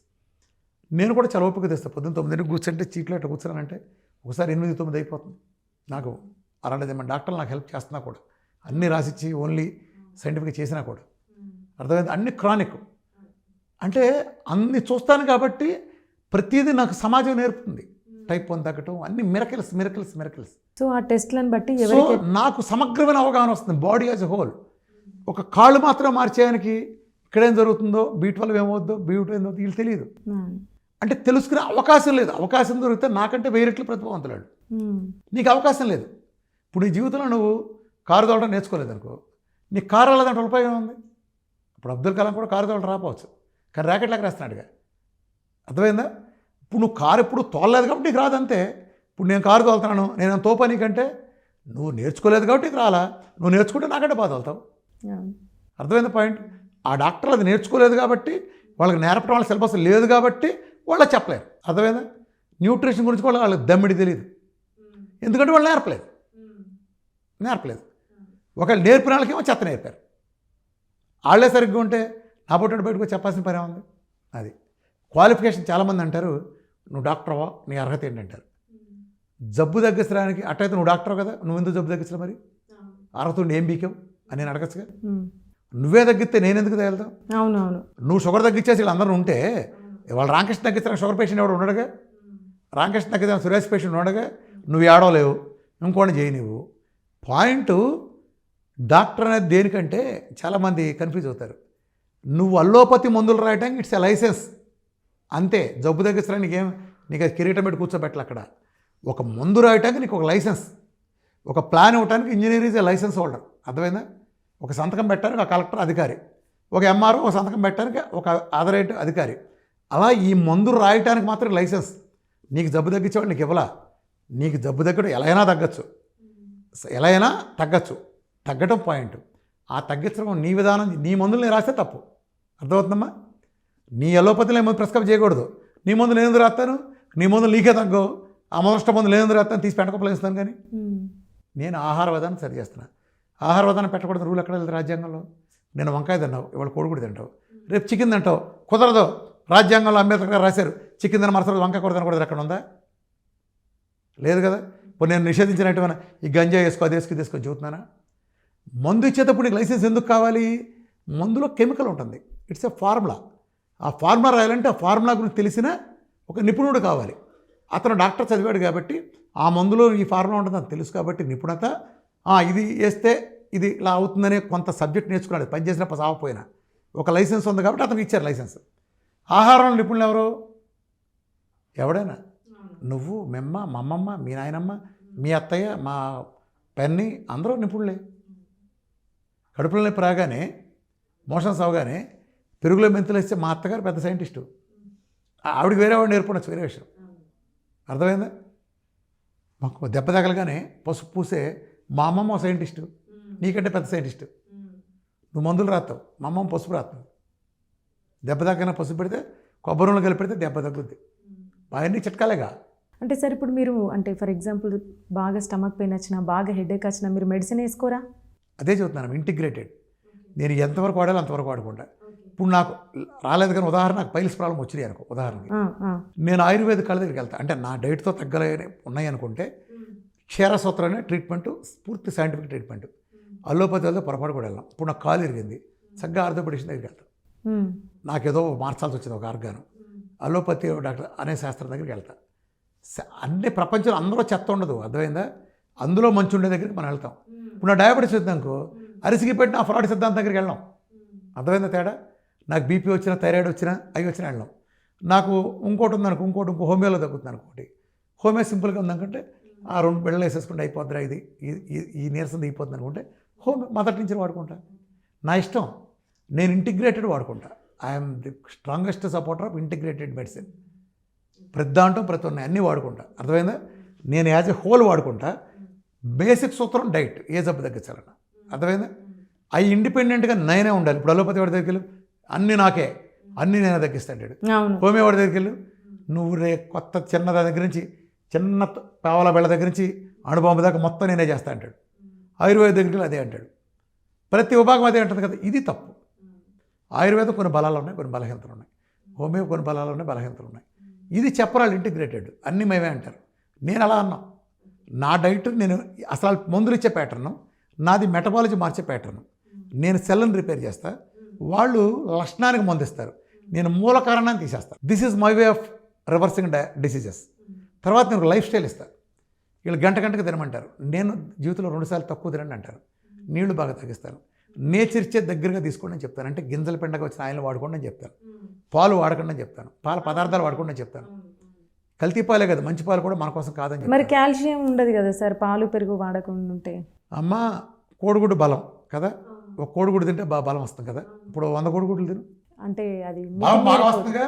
అయ్యో సార్, బాత్రూమ్ బాక్కెళ్ళ బలం కూడా ఉండదు. ఇలా పాక్కుంటే వెళ్తావు బాత్రూమ్కి, ఆ బలం కూడా ఉండదు. అందులో ఎంత బలం ఉందని కాదు. నయాగరా జలపాతం చాలా పెద్దది ఉంటుంది. నువ్వు చెంబుచ్చుకెళ్తావు లేదా గ్లాస్ ఉచ్చుకెళ్తావు, ఎంత దేగలవు నువ్వు? నయాగరా తెచ్చేస్తావా? నీ చెంబు ఎంత ఉందో ఆ సైజు తెస్తాను వీళ్ళు అంతే. నయాగరా ఎంత ఉంటే నీకెందుకు? నీకు కావాల్సిన కాల్షియం ఎంత? పాలు మనిషి కోసం కాదు, పాలు ఇచ్చేది గేదె, ఇచ్చేది గేదె తన దూడ కోసం, కుందేలు తన పిల్లల కోసం. అర్థమైందా? అలానే పులి ఇచ్చేది దాని పిల్లల కోసం. పాలు మనిషి కోసం కాదు. ఏ తల్లి, నీ తల్లి నీకు ఇచ్చిన పాలే నీ. అసలు పాలు మనిషికి ఎందుకు ఇవ్వాలి తెలుసా? ఒక బేబీ పుట్టినప్పుడు 9 మాసాలు 9 మాసాలు గర్భంలో ఉండి పుట్టినప్పుడు డెలివరీ అయితే అన్ని ఆర్గాలు తయారైన పుట్టరు, ఇంకా కొన్ని ఆర్గాలు తయారు కావాల్సి ఉంది. అందులో ప్యాంక్రాస్ లాంటి ఆ ఆర్గాలు తయారైనప్పుడు ఏం జరుగుతుంది? ఎన్నాళ్ళు తల్లికిను లోపల పెరిగిన బిడ్డకి ఏంటి కనెక్షను? బొడ్డు నుంచి కనెక్షను. తల్లి పేగు బొడ్డు కనెక్షన్ వస్తుంది. ఈ బొడ్డు తాడు ద్వారా నీకు కనెక్షన్ అందింది. డెలివరీ అవగా నువ్వు ఏం చేస్తున్నావు? బొడ్డు తాడు కట్ చేస్తున్నావు. అంటే ఇంతకాలం బేబీ ఏదైతే ఒక శుక్ర కణం ఇంత పెద్దదైందో 4 కిలోలు అయిందో ఆ కనెక్షన్ కట్ చేసావు. అప్పుడు ఆహారానికి ఇమీడియట్గా కనెక్షన్ ఏంటి అంటే కంటిన్యూటీ అందాలు ఏంటి? ఇక్కడ నువ్వు కట్ చేసినా ఈ స్తన్యం నుంచి వచ్చేటట్టు ఏర్పాటు చేశారు. ఎంతవరకు? నీకు ఇంకా డెవలప్ కావాల్సిన కొన్ని ఆర్గాలను డెవలప్ అయ్యే వరకు కూడా ఈ కనెక్షన్, తల్లి నుంచి వచ్చిన కనెక్షన్ నీకు అందుతుంది. ప్రపంచంలో మొదటి రోజు తల్లి ఇచ్చే పాలు ఈ ప్రపంచంలో ఏ జంతువైనా ఏ మనిషిని తీసుకునే అద్భుతమైన పాలు. మనం ముర్రిపాలు ఏదో అంటాం, సంథింగ్ ఏదో రోజు ఇచ్చేదాన్ని. ఈ పాలు అద్భుతమైనవి. ఒక కొన్నాళ్ళు పోయి ప్యాంక్రాసే డెవలప్ అయిన తర్వాత అన్నీ ఒకటే. ఉదాహరణకు ఒక అడవిలో ఒక ఆవు ఉందనుకో, అడవిలో ఒక గీత ఉందనుకో, దాన్ని మనం కట్టేసి దోణ కట్టేయట్లేదు కదా, స్వేచ్ఛగా ఉంది కదా. నువ్వు స్వేచ్ఛగా ఉంది కదా, నా సంవత్సరం పాలు ఎత్తున్న సంవత్సరం పాలు దగ్గర బతుకుద్ది అనుకుంటున్నావా? సృష్టిలో ఉండే మమ్మాల్స్లో ఏ జంతువు అయినా 2 ధర్మాలు ఉంటాయి. ఒకటి, తన సొంత తల్లి పాలు నెల మ్యాక్సిమం 2 నెలల మించి ఏ జంతువు తాగదు. సొంత తల్లి పాలు. ఆవేం చేస్తుంది? మొదట పాలు తాగుతుంది, ఆవుదోడ వచ్చి ఆవుదోడ. ఆ తర్వాత 1 నెలకి వాళ్ళమ్మ ఎలా గడ్డి తింటుందో అది అనుకురించి గడ్డి తింటాకి వెళ్ళిపోతుంది. గడ్డి తినే లోపుకి, అది చివరికి గడ్డి తినాల్సిందే, అది తినే ఆహారం వెళ్ళిపోతుంది. పులి పాలు ఇస్తుంది. పాలు ఇచ్చింది కదా, ఫస్ట్ పుట్టగానే మాంసం పెట్టదు, పులి పాలు ఇస్తుంది. 1 నెలకో 2 నెలలకు ఏం చేస్తుంది? ఆపేసి కొద్దిగా మాంసం మొక్కెడుతుంది. తిన్నాకే మాంసం కంటిన్యూ చేస్తుంది. అది 2 సంవత్సరాలు ఇవ్వగలదు కదా, 2 సంవత్సరాలు ఇవ్వదు. ఇది ప్రకృతి ధర్మం. సృష్టిలో ఏ జంతువు కూడా తన సొంత బిడ్డలకి పాలు నెలమించి ఇవ్వదు. అంటే నెలకంటే కొన్ని జంతువులు ఎక్సెప్షన్లు చిన్నవి ఉంటాయి. అర్థమైందా? ఇది ఒక నీతి. రెండో ప్రకృతి ధర్మం ఏంటంటే సృష్టిలో ఏ జంతువు కూడా మరే ఇతర జంతువు పాలు తాగదు. ఒక కుందేలు మేకపాలు తాగదు, మేకలు పులిపాలు తాగదు, పులిలు కుక్కపాలు తాగదు. ప్రపంచంలో ఒక మనిషి వేరే జంతువు పాలు 90 ఏళ్ళు వచ్చినా కుడి తాగినట్టు తాగుతాడు. సృష్టిలో జంతువు 2 నెలల మించి కూడా తాగదు. అవునవును. అలాంటిది ఇప్పుడు 90 ఏళ్ళు వచ్చినా పాలు తాగుతాడు. సృష్టిలో ఏ జంతువు మరే ఇతర జంతువు పాలు తాగుతాడు, ఇప్పుడు వేరే జంతువు పాలు 90 ఏళ్ళు వచ్చిన తాగుతాడు. ఇది ఏ రకంగా సృష్టి ధర్మం? పాలు ఎందుకు తేడా అంటే, ఇప్పుడు ఉదాహరణకి ప్రోటీన్ తీసుకో. ఉదాహరణకి పాలలో ప్రోటీన్ ఉంటుంది, ప్రోటీన్ కూడా ఉంటుంది. ఆ ప్రోటీను ఒక్కొక్క జంతువుకి ఆ జంతువు పిల్లకి పెరిగే అవసరాలకు అనుగుణంగా ప్రకృతి డిసైడ్ చేస్తుంది. ఉదాహరణకు కుందేలుకి పాలల్లో 14% ప్రోటీన్ ఉంటుంది, ఒక ఆవు పాలలో 3.3% ప్రోటీన్ ఉంటుంది, మనిషికి 1% ప్రోటీన్ ఉంటుంది, +or -1% ఉంటుంది. ఎందుకు కుందేలు పిల్లకి 14% హై ప్రోటీన్ ఉందంటే, ఒక కుందేలు పిల్ల సరిగ్గా అది పుట్టినప్పుడు బరువు కంటే రెట్టింపు బరువు అవటానికి 6 రోజులు పడుతుంది. అంటే ఆ లోపు మజిల్ బిల్డ్ అవ్వడం కోసం హై ప్రోటీన్ ఉంది. ఒక గేదె దూడ అది పుట్టిన బరువుకు రెట్టింపు అవ్వాలంటే ఆవు దూడ కానీ 50 నుంచి 60 రోజులు పడుతుంది. అందుకని ప్రోటీన్ 3.3 ఉంది. ఒక మనిషి పిల్లడు వాడి పుట్టిన బరువుకు రెట్టింపు బరువు అవ్వాలంటే 150 రోజులు పడుతుంది. అందుకని 1% ఉంది. అర్థమైందా? ఒక బిగ్ బోన్ యానిమల్ అని ఒక గేదెను తీసుకుంటే అది దాని జీవితకాలపు హైయెస్ట్ బరువు 200 కిలోలు అనుకో, ఉదాహరణకి 200 కిలోల బరువు 1 సంవత్సరం వెళ్ళిపోతుంది కదా. అంటే ఒక అప్పుడే పుట్టిన పిల్ల 200 కిలోల బరువు పెరగటానికి, సంవత్సరంలో పెరగటానికి ఆ పాలలో కంపోజిషన్ దానికి అనుగుణంగా ఉంటుంది. నువ్వనే దేవుడు లేకపోతే నేను చెప్పే ప్రకృతితో దానికి అనుగుణంగా కంపోజిషన్ పెడుతుంది. అదే ఒక మనిషి పిల్లడు ఆడొక 3 కిలోలు పుట్టాడు అనుకుంటే 3 కిలోల బరువుకి 4 కిలోలు, వీడు 50-20 కిలోలు పెరగడానికి 21 సంవత్సరాలు పడుతుంది. సృష్టి ధర్మం అంటే ఒక పిల్లడు 3 కిలోల నుంచి 20 కిలోలు వెళ్ళటానికి, ఒక 60 కిలోలు వెళ్ళటానికి 21 సంవత్సరాలు బట్టే తప్పుడు ఉండటానికి ఉద్దేశించబడిన ప్రకృతిలో దేవుడు నిర్దేశించిన తల్లిపాల కంపోజిషను, సంవత్సరంలోనే 200 కిలోల బోను పెరగాల్సిన తల్లిపాల కంపోజిషన్ ఒకే రకంగా ఉంటాయి ఎక్కడన్నా? ప్రపంచంలో ఎక్కడ ఉంటాయి? కాల్షియం ఫాస్ఫరస్ రేషియోలు అన్నీ తేడా ఉంటాయి. ఈ ప్రపంచంలో పాలు తాగుతారంటే పనికిమాలని నేను ఎప్పుడు వాడు చెప్తాడు కూర్చుని. ఒక అమ్మ చెబుతాడు, మా అబ్బాయికి 5 ఏళ్ళు వచ్చిన పాలు ఇచ్చాను. 5 ఏళ్ళు వచ్చిన పాలు ఇచ్చావు. ఆడేమన్నా అబ్దుల్ కలాం పక్కన కూర్చుని ర్యాకెట్ ఎగరేసాడా, మైక్ పక్కన కూర్చుని వాడు ముక్కు పగల కొట్టాడా? ఊళ్ళో గేదెలాగాడు మలేసేది. ఊళ్ళో గేదెలు మళ్ళీ 5 ఏళ్ళు తాగడం వాడు పీకిందే ఉంది. నువ్వు 5 ఏళ్ళు ఇచ్చి ఆడేం పీకాడు? ఏం పీకలేదు కదా. పాయింట్ ఏంటంటే తల్లిపాలు కనెక్టివిటీ కోసం మానేస్తే నష్టం, కానీ తల్లిపాలు కొంతవరకే, ఆ తర్వాత తల్లిపాలు కూడా ఉపయోగం లేదు. మనిషి ఏంటంటాడో వాటికి వచ్చేయాల్సిందే. ఆ వచ్చే ప్రాసెస్లో ఉండే అద్భుతమైన రహస్యం ఏంటంటే ఒమేగా 3. నా డైట్ సక్సెస్ అవడం కారణం కూడా ఏంటంటే ఒమేగా 3. ఒక బేబీ పుట్టినప్పుడు యాక్చువల్గా మన బ్రెయిన్ మొత్తం మేజర్ పర్సంటేజ్ డిహెచ్ఏ తయారవుతుంది. అంటే ఈపీఏ డిహెచ్ అంటారు. ఒమేగా 3లో కంపోనెంట్స్ అనుకో. మేజర్ ఉండేది ఒమేగా 3. ఒక స్టేజ్లో తల్లి గర్భంలో ఒక బేబీ ఉన్నప్పుడు 25% ఓన్లీ బ్రెయినే 25% ఉంటుంది. బ్రెయిన్ అంతా ఒమేగా 3నే. 25% అంటే బేబీ బరువులో 25% ఓన్లీ బ్రెయిన్ ఉంటుంది. అది మనం డెలివరీ అయ్యడానికి 10% పడిపోతుంది. శరీరం బేబీ మొత్తం బరువు చూసుకుంటే 4 కిలోలు ఉంటే అందులో 10% మాత్రమే బ్రెయిన్ బరువు ఉంటుంది. మనం పెద్ద అయినాక శరీరం బ్రెయిన్ అన్నీ పెరుగుతాయి, కానీ శరీరం ఇంకా అధికంగా పెరగడం చేత అది 2% అట్లా పర్మిట్ అవుతుంది. అర్థమైందా? సో అప్పుడు కావాల్సింది ఏంటి? ఒమేగా 3. అందుకే మదరకు రిచ్గా అందాల్సింది ఏంటి? ఆ టైంలో బ్రెయిన్ బాగా వికసించాలన్నా, బాగా చేయాలన్నా మేజర్గా 25% ఉందంటే బేబీ ఈజ్ ఒమేగా 3 బేబీ. నా డైట్ మొత్తం ఒమేగా 3 రిచ్. ఫిష్ ఆయిల్ కానీ ఇది కానీ వేసుకుంటే ఇదంతా ఒమేగా 3 రిచ్. అందుకని ఇది అవుతుంది. ఎప్పుడైతే ఒమేగా 6 అనే ఆయిల్ బయట దొరికే కెమికల్ రిఫైండ్ ఆయిల్ ఉండదు, ఒమేగా 6 ఈ రెండు 1:2 రేషియోలో ఉండాలి. కానీ ఇప్పుడు మనకి మొదటి నుంచి వచ్చిన తర్వాత ప్రకృతి ఒమేగా ఇచ్చేదంతా మనం మానేసాం. ఆ చేపలు ఒమేగా 3 ఇచ్చే వాల్నట్స్, నువ్వులు ఇలాంటివి తీసేసి జంక్ ఎప్పుడైతే పెరిగిందో అందులో ఒమేగా 6 బాగా ఉంటుంది. ఈ రేషియో ఎప్పుడైతే తేడా వచ్చిందో సమస్త రోగాలకు అది మూల కారణం. నా జబ్బు తగ్గడంలో మేజర్ రహస్యం ఏంటంటే నేను తిరిగి ఒమేగా 3 రేషియోని ఒమేగా 6 అంతా కట్ చేస్తాను. ఒమేగా 3ని బాగా భయంకరమైన సప్లిమెంట్ ఇస్తాను. కాబట్టి ఈ రేషియో అంతా సెట్ అయ్యి మళ్ళీ తిరిగి ఒక బేబీకి ఉండే రేషియోకి నేను తీసుకెళ్తాను. సో నా దగ్గర జబ్బులు అంటే ఏ జబ్బు లేని స్థితి తీసుకెళ్ళడంలో ఇది కూడా ప్రధాన కారణం, దోహదం చేస్తుంది. ఇవేమీ అల్లోపతిలో చేయరు. అందుకే నా డైట్ మ్యాజిక్ ఇదంతా బోర్డ్ సైన్స్ ఉంది, లేకపోతే అడ్వాన్స్ సైన్స్. అంతకుముందు టీవీలలో, డిబేట్స్లో, న్యూస్ ఛానల్లో మీరు ఎక్కువ కనిపించే వాళ్ళు, ఇప్పుడు కనిపిస్తలేరు, ఎక్కువ సోషల్ మీడియాలోనే కనిపిస్తున్నారు. రీజన్ ఏంటి సార్? ఇప్పుడు టీవీ ఛానల్ ప్రాబ్లం ఏంటంటే రోజు కనిపించేవాడు నేను. అప్పుడు వాళ్ళంతా పాలిటిక్స్ సైడ్ అయిపోయారు. నువ్వు నిజం చెప్పి న్యూస్ ఛానల్ ఒక 10 పేరు చెప్పు. లేదు, నిజం చెప్పి న్యూస్ పేపర్ చెప్పు. నిజంగా టూర్ కాంటూన్ చూసి అంత పచ్చబద్దాలు వాళ్ళు రాసేది. అవును, ఒక పెద్ద మీటింగ్ జరుగుతుంది నాకు, అది ఆడిదిగా వచ్చేది, నేనేం పేర్లు అంటలే. పెద్దది అంటే ఇంతే, అసలు ఎవడు రాలేదని ఆడొకడు రాస్తాడు. ఒకడేమో భూమి భద్రత అంటాడు, ఈ రెండు లేదు నమ్మాలి. పచ్చబద్దాలు కోరు, ఎవరికాడు నువ్వు తప్పు అంటాడు, ఈడు తప్పుడే కదా. న్యూస్ ఛానల్స్ లేవే, వాళ్ళ వ్యూస్ ఛానల్స్ వచ్చినాయి. వీళ్ళంతా ఏంటంటే రాజకీయ పార్టీలకు అమ్ముడుపోయిన ఛానల్ అయిపోయి, అంటే నేను వేరే అంటలే, ప్రాధాన్యత దాని మీద ఉంది. నేను సైన్స్ చెప్పేవాడిని, నాకు దానికి పొసకదు రాజకీయాలకి. ఇప్పుడు యాంకర్లు గొప్ప వాళ్ళు ఏమవుతుందంటే అక్కడ ఉండేవాళ్ళు ఉన్న యాంకర్లు సెటప్ పెట్టి నడుపుతారు. ప్రతిభ దానికోసం ప్రిపేర్ అవ్వటం ఏముండదు. ఇప్పుడు ఉన్నావు, నన్ను అడగాలంటే నా వీడియోస్ 2 రోజుల ముందు నుంచి చూసి ఎలా అడగాలి, రామకృష్ణ గారు అట్లా కూర్చున్నారు, 2,000 మంది ఇంటర్వ్యూ చేసిన కూర్చున్నారు కాబట్టి నీకు అంత అనుభవం చిన్నపిల్లవు కాబట్టి ప్రిపేర్ అయ్యి నువ్వు అడిగావు, ఇలా నాకు ఇదండి ఇదని చెప్పి చేసావు, కోఆపరేట్ చేసేసావు. అక్కడ టాప్ స్టార్ అనే యాంకర్లకు ఏం జరుగుతుంది అంటే ఒక తిమ్మిరి ఉంటుంది. నాకు సర్వం బొచ్చు అనే దిశలో ఉంటారు వాళ్ళు. వాళ్ళ సర్వం వచ్చింది రాజకీయాల్లో. ఈ హెల్త్ అనేది వాళ్ళకి ఏమీ తెలియదు. వచ్చిన అదే కదా, తెలియని సబ్జెక్ట్లో దూరతారు కదా. ఇది అడగటానికి ఉండదు వాళ్ళకి. అసలు సబ్జెక్ట్ అడిగి కూడా ఒకటి అడిగితే నాకు చాలా భయం, అసలు చాలా నవ్వు వస్తుంది. అంటే అసలు చాలా హాస్యాస్పదంగా ఉంటాయి అన్నీ. చాలా బాధపడేస్తుంది, తలకెట్ట కొట్టుకోవాల్సి వస్తుంది. అంటే వీళ్ళకి ఇది కూడా తెలియదు, ఇంత బేసిక్స్. ఆ నాలెడ్జ్ భయపడుతున్నా. రెండో ఏంటంటే డాక్టర్లు ఎవరినో పబ్లిసిటీ కావాలనుకున్న డాక్టర్లు నాతో వస్తే ఫేమస్ అవుతారని డిబేట్లో, అంటే వాళ్ళు నెగిటివ్గా ఫేమస్ అవుతారు వేరే విషయం. తర్వాత వాళ్ళకేం పాజిటివిటీ అవుతుంది. ఒక ప్రజలకు మంచి చేయడానికి వచ్చిన ఉద్యమం మీద ముఖాన్ని వస్తే వాళ్ళ ముఖాన 100 రెట్లు పడుతుందమ్మో, అది వేరే విషయం. వాళ్ళందరూ ప్రజలు చీకొడుతున్నారు. ఏదో పబ్లిసిటీ వస్తుందని ముందుకు వచ్చిన వాళ్ళకి ఏమైందంటే వీళ్ళకి టీఆర్పీలు భయంకరంగా ఉండే. ఈ టీఆర్పీల కోసం వాడుకుంటూ పోయింది నాకు. దాంతో నేను జడిసింది కూడా ఛానళ్ళలో హెడ్డింగ్లు దరిద్రంగా ఉంటున్నాయి, పెంట హెడ్డింగ్లు. అవును, మీరైనా మీకు రిక్వెస్ట్ చేస్తున్నాను, మీ ఛానల్ కూడా దరిద్ర హెడ్డింగ్ పెట్టమాకండి. మేము పెట్టాం సార్. ఈ గింజ తినండి, రేపు పొద్దున క్యాన్సర్ కాస్తే నాకు చెప్పెట్టుకోవటం అంటాడు. మనం చెప్పెట్టుకోవడం ఆడు దొరకు. నిజానికి ఆ మనిషి లోపల మనిషి ఏం చెప్పడం, అసలు లోపల క్యాన్సర్ అనే దాని గురించే ఉండదు. ఆడేదో చెబుతాడు. అవును, అసలు అది ఆధ్యాత్మిక ఉంటుంది ఏముండదు తెలియదు. హెడ్డింగ్ దానికి సంబంధం లేదు. మీరు యూట్యూబ్ వాళ్ళు కూడా భ్రష్టు పట్టించారు, దాన్ని సర్వనాశనం చేశారు.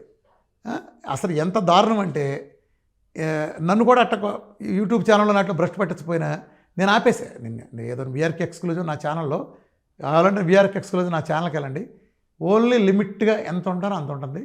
లోపల కంటెంట్ చూసి నా డిజైన్ చేస్తాడు, దాన్ని నేను ఓకే చేస్తాను. డిజైన్ అని అద్భుతంగా ఉంటాయి. లోపలే ఉంది అదే చెప్పాలి, అలా చెప్పట్లా.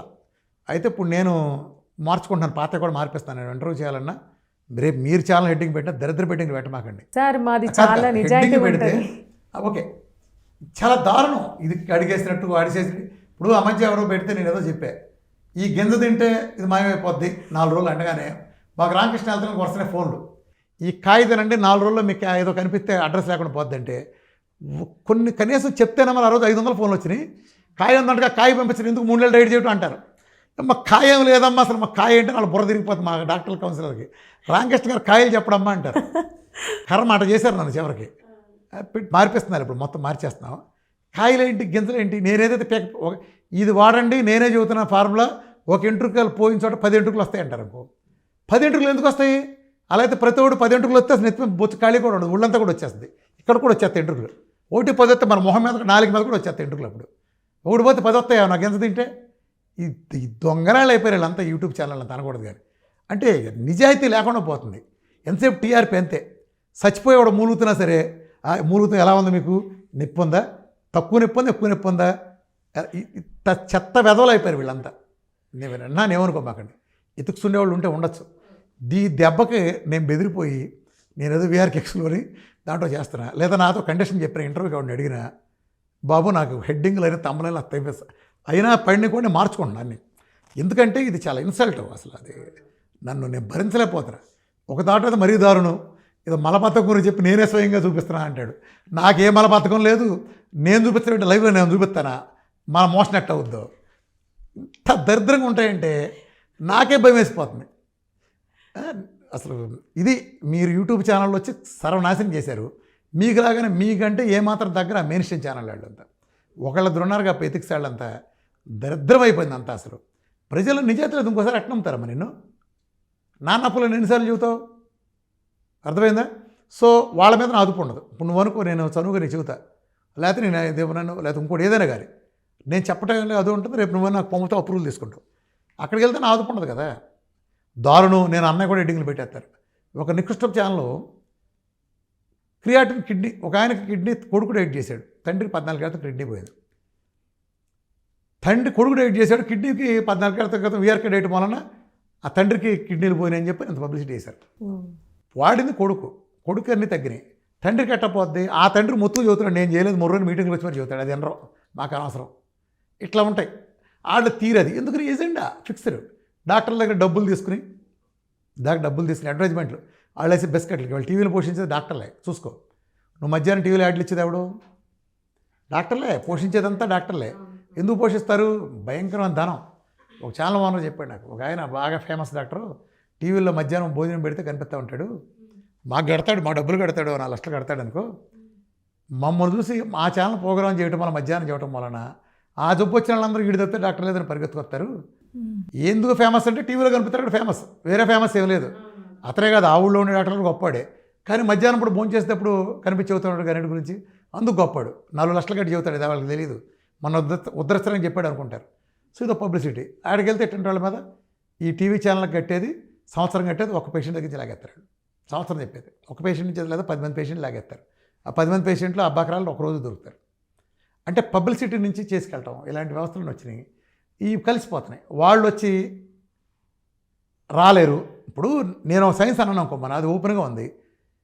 ఓపెన్గా ఉందని ఇప్పుడు తమన్ ఒక మ్యూజిక్ కొట్టాడు. తమన్ 5 నిమిషాల్లో ఇదిగో ఇక్కడి నుంచి పిక్ వచ్చేవారని చెప్పట్లా, దేవిశ్రీ ప్రసాద్ని, ఏఆర్ రెహమాన్ కూడా వదులుతున్నారు. వీళ్ళు బట్టలు కూడా తెస్తున్నారు కదా. నా డైట్ గురించి ఒక్క వీడియో చూపించు, రామకృష్ణ ఇక్కడి నుంచి లిఫ్ట్ చేసుకొచ్చాడని, నాదేదో కాపీ అని నువ్వు అన్నావు, లేదా ఇది చేస్తే బ్యాడ్ అన్నావు. రెడీగా ఇదిగో పెట్టావు, రెడీగా రామకృష్ణ ఇచ్చి ఈ బిట్ కట్ చేసి, ఇదిగో ఈ మనిషి ఇలా అంటున్నాడు కదా, ఓ ఇంటరాక్టివ్ ప్యానల్లో పెట్టి, ఇదిగో ఈ మనిషి చూడు రామకృష్ణ ఏమన్నాడు, ఇప్పుడు చూడండి ఇటు చెప్పాడు, ఇటు చెబితే పోతాయి కిడ్నీలు, ఇతను తెలుసా ఇది నన్ను బయట పెట్టిన ఒక వీడియో చూపిస్తారు మీరు. పోనీ నేను గిల్లన సంపి వదులుతా కదా మిమ్మల్ని, అన్ని పక్కల నుంచి పొడుస్తాను కదా. నా ఛాలెంజ్ కూర్చుంటే ఇది అవుతుంది. ఇంకా పనికిమాల హేతువాదిగాళ్ళు ఉన్నారు, ఈస్ట్రోజన్ అని ఓ ముఠా ఉంది. చాటుని ఆడటం వాళ్ళు హేతువాదులు అంటే ఏంటి, దూకాలి కదా. ఒకడు వచ్చిన బీపీ తగ్గితే వెళ్ళాలంటే అంటాడు, ఆడి మీదకి ఎగబడి వెళ్ళిపోతారు కదా, జాతకం చెబుతారంటాడు, ఎగబడి వెళ్తారు కదా. పోనీ ఇప్పుడు నన్ను అశాస్త్రీయం అంటాడు, ఆ పరిమాణంలో వచ్చి నేను చదవలేదని ఒకడు అంటాడు. మరి నన్ను కూడా కూర్చోబెట్టేచ్చు కదా, నువ్వు అంత పోటుగడవైతే. నేను అంటే ఛాలెంజ్ చేశా, ఒరే నువ్వు ఈస్ట్రోజన్ గాడు కాదు, రారా దమ్ముంటూ ఛానల్లో కూర్చొని ఏదో ఛానల్ అని. ఆ దౌర్భాగ్యాన్ని కనుక తీసుకొచ్చిన ఎదురుకుండా కూర్చోబెడితే ఆ యాంకర్కి ₹1,00,000 ట్రాన్స్ఫర్ చేస్తే మీకు కూడా ఇస్తా ఆఫర్. ఏ ఛానల్ నాడు తీసుకొచ్చి వాడిని కానీ నా ఎదురుకుండా కూర్చోబెడితే ఆ దౌర్భాగ్యుల్ని, ఆ టీంని, నేను ₹1,00,000 ఇస్తా వాళ్ళకి. అయినా రారు, తోక కిందకంటే మడిచి పారిపోతారు. ఇది మా వీరత్వం అంటారు, పారిపో చూసారట పరిగెత్తున్నానండి వేద వల్లారా. ఆడెవడో చచ్చిపోతే ఇదిగో రామకృష్ణ గారు రైడ్ చేసి చచ్చిపోయాడు, మళ్ళీ పేరెట్లేరు, పేరెడతాం ప్యాంట్లు తడిసిపోతాయి ఒక్కొక్కటి. ఈడే వేతువాదులు ఈ పరిమాల వేదవలో. చైనాలో అవార్డు తీసుకున్నాను నేను, ప్రెస్టీజియస్ అవార్డు. అవును అవును సార్. 1000 మంది క్యాన్సర్ దగ్గర చైనా ప్రభుత్వం నాకు ఆంకో న్యూట్రిషన్ అవార్డు ఇచ్చింది. అవును అవును. అక్కడ బ్లాక్ నా పేరు పెట్టారు, క్యాన్సర్ హాస్పిటల్. ఇది పెట్టారంటే ఈ అవార్డు బూటకం, ఈడు బండారం తొందర బయట పెడతాను, ఒక ఫుడ్ గడు అంటాడు, ఒక హేతువాదుల ఫుడ్ గడు, ఒక ఈస్ట్రోజన్ గాడు. బండారం అని ఎప్పుడు వాడాలి, ఒక హేతువాది అనేవాడు. నిజంగా నీకు ఇన్ఫర్మేషన్ తెలిసి ఒక ఫేక్ అని తెలిసినప్పుడు అది నువ్వు వాడి, ఆ పదం వాడి నువ్వు బయట పెట్టాలి. మరి 4 ఏళ్ళు అయింది, 2018లో తీసుకున్నా. ఏరా అలా ఫుడ్కి ఎంతవరకు మరి బయట బండారం అని బయట పెట్టలేదురా అంటే నువ్వు వ్యక్తిగతమైన కక్ష కట్టావు. హేతువాది వ్యక్తిగతమైన అంటే నేను టార్గెట్ చేసా, అలా అక్కడ ఉంటుందా? సిద్ధాంతం మాట్లాడాలి. ఇప్పుడు నేను కృష్ణ గారి అభిమాని, నా కృష్ణ గారి డ్యాన్సులు చాలా బాగుంటాయి చిరంజీవి కంటే నేను అనగలనా? జస్ట్ బికాజ్ నాకు నచ్చారు కాబట్టి. చిరంజీవి గారు డ్యాన్సులు బాగుంటాయి, అయినా నాకు కృష్ణ గారు ఇష్టం. ఎన్టీ రామారావు యాక్టింగ్ సూపర్ ఉంటుంది, అయినా నాకు కృష్ణ గారు ఇష్టం. అలా కదా నేను అనాల్సింది, అలా కదా. అంతేగా నాకు నచ్చింది కాబట్టి ఇక అంతేనా? నేను లవ్ చేసా కాబట్టి నేను లవ్ చేసే ఎవరు ప్రపంచంలో అంతగా తినేస్తానా? అది కోతిలో ఉండే ఇట్లానే మా కాలేజీలో ఉండే ఒకటి ఇట్టానే వచ్చి మా ఫ్రెండ్, అరే నేను లవ్ చేశారా, అసలు అమ్మాయిని చూసి స్టన్ అయిపోతారు, షాక్ అవుతారు, అంత అందాన్న ప్రపంచం లేదురా అన్నాడు. సరే అని వెళ్ళి ఎదురా అన్నాం. అమ్మాయి అంటాడు, ఎక్కడ చూసినా ఈడు చెప్పి మెరుపులు కనిపించట్లా, నీ సపిడి మొహాలే ఉన్నాయి. అరే ఏంట్రా అమ్మాయిని చూసావు కదరా అంటాడు. ఆ అమ్మాయినా బ్లూ డ్రెస్ అమ్మా, ఆ అమ్మాయి చూ నా కొడుక ఏం టేస్ట్ అని. అరే లేదురా బాగుందిరా, అరే అంత బాగుంటే బాగాలేదంటారు ఏంటంటాడు. అందుకేరా ప్రేమ గుడ్డిది అంటారా, నీకు నచ్చింది రంబే, నువ్వు ప్రపంచంలో కల్లా ఎందుకంటావురా, నా కళ్ళకి రంబలా ఉందను, ఈ అబ్బా మాకు కూడా రంబాన్ని ఎందుకు చేస్తావురా కొద్దిదాన్ని పట్టుకొచ్చి. అమ్మాయి అందరకారం వంటల అంటే ఈడ వర్ణానికి ఇచ్చిన బూస్టప్ లేదు, అది ప్రాబ్లం అక్కడ. ఇలాంటి సమస్యలు అర్థమైందా? ఛానల్కి నేను ఎందుకు వెళ్ళలేదంటే సబ్జెక్ట్ లేదు ఒకటి. వాళ్ళు డాక్టర్లు కూర్చోబెడితే గతంలో ఆ డాక్టర్లు నా మీద పబ్లిసిటీ అని వచ్చేవాడు, అది నెగిటివ్ పబ్లిసిటీ అయినాక ఇప్పుడు పచ్చ కింద కొట్టడం బిగిరైందాడు. ఐఎంఏలో కూర్చున్న చివరికి డాక్టర్ వల్ల కాక, వాళ్ళ వల్ల కాల, చేతపడకంటే నీచమని మీరంటే తోక ముడిచి పారిపోయాడు. ఏదో తప్పుడు కేసు ఒకటి పెట్టారు, ఏడు పిల్ల కేసు ఒకటి. వాళ్ళ ఉద్దేశం ఒక కేసు పెడితే నేను పెట్టేస్తే మొత్తం ఆ బ్యాచ్ని జైలు పంపిస్తా. అంటే అంత అల్పమైన హీనమైన అలాంటి కుక్క బుద్ధి నాకు లేదు. తప్పుడు వైద్యం కోసం నా దగ్గర నుండి సాక్ష్యాలు పెట్టుకుని చాలామందిని పంపగలం. అవసరమా అది? పోరాటం ఎప్పుడు నైతికంగా చేయాలి, వెనకనే చేయకూడదు. ఏంటి కేసు పెట్టేస్తే భయపడిపోయి ఇక పెట్టి కేసు పెట్టేస్తే, వాళ్ళు పెట్టిన కేసు ఏంటి తెలుసా, కరోనా టైంలో అంటే నేను డాక్టర్ల విధులకు ఆటంకం కలిగించారంట, ఏదో వ్యాక్సిన్లకు వద్దన్నానంట. మరి వ్యాక్సిన్ వద్దన్నానరా, ఇవాళ వ్యాక్సిన్లు వేసుకొని సస్తున్నారు అంతా. మిమ్మల్ని ఏం చేయాలరా వ్యాక్సిన్ సపోర్ట్ చేసినందుకు? ఒక్కోడిని ఎడంకాలు చెప్పేసుకోవాలి. ఆ రోజున ఈ రోజుకి వీడియోలు ఉన్నాయి, వ్యాక్సిన్లు వేసుకోకపోతే పోతారన్న ఒక్కొక్క బెదవ ఎడంకాలు చెప్పేసి కొట్టాలరా మిమ్మల్ని ఒక్కొక్కడిని, అడ్డగాడిదిలారా. ఎన్ని జీవితాలు నాశనం చేశారా? ట్రైల్ లేనాటికి అనేది క్వశ్చన్ చేయరా? ఇవాళ ఎన్ని జీవితాలు బలి తీసుకున్నారు ఈ దౌర్భాగ్యులు. ఒక డయాబెటీ తగ్గించడం రాదు, జలుబు తగ్గించడం రాదు. నేను ఎందుకు నాకు అర్హత ఉంది, ఇవన్నీ తగ్గిస్తా కాబట్టి. నువ్వంత షంషర్ అయితే, నువ్వంత తోపుగాడైతే రారా, ఏ వేదిక చేతో చెప్పు. నేను టెస్ట్ మోల్ తీసుకొస్తా 35 రకాల జబ్బులకి నేను తెచ్చి టెస్ట్ మోల్ మ్యాచింగ్ బెటర్ నీ వ్యవస్థలో 150 సంవత్సరాల్లో నీ 2 కోట్లు చెల్లిపోతా ఛాలెంజ్ బహుమతి ఫీల్డ్లో కనిపించరు నన్ను పంపించారని సెకండ్ మీద పని లేదా నా రిపోర్ట్లు పెట్టే ఫేక్ అని రుజువు చేయండి ఎవడైనా ఓపిక ఒక్క రిపోర్ట్ నాది ఉండ రిపోర్ట్లు మొన్న ఒక 30 కిలోల దగ్గర ఒక ఫోటో పెట్టాం ఒక డాక్టర్ గ్రూప్లో ఇది ఫేక్ అంటాడు ఒక ఆయన డాక్టర్ అంటే నా డైట్ ఎంత విజయం సాధించి అర్థం చేసుకుందాం అన్న అంటే వాళ్ళు ఎంత అజ్ఞానం ఉన్నారంటే 30 కిలోలు ఎడదొక్కుతాడు డైట్ చేస్తే 2 నెలలు ఎడదొక్కుతాడు అనుకున్నాడు ఆయన 2 నెలలు 60 కిలోల దగ్గర ఉన్నారు అది తెలియదు ఎందుకు తగ్గదు అంటే 150 200 కిలోలు ఉన్నాడు దొక్కుతాడు 70 కిలోలు ఉన్నాడు 60 తగ్గడు అర్థమైందా అది నువ్వు గుండు సూది నుంచి దప్పడం లాగలేవు దప్పడం నుంచి గుండు సూది తీయచ్చు రెండింటి తేడా ఉంది ఓకే అంటే ఆ డాక్టర్ నమ్మలేకపోయాడు సరే చాలా పడేసినాక నమ్మాడు అనుకో డాక్టర్ వాళ్ళని అంటే ఏంటి అంత తగ్గుతారా అని ఆశ్చర్యపోతారు అంటే ఇలా ఉంటుందమ్మా అంతా సో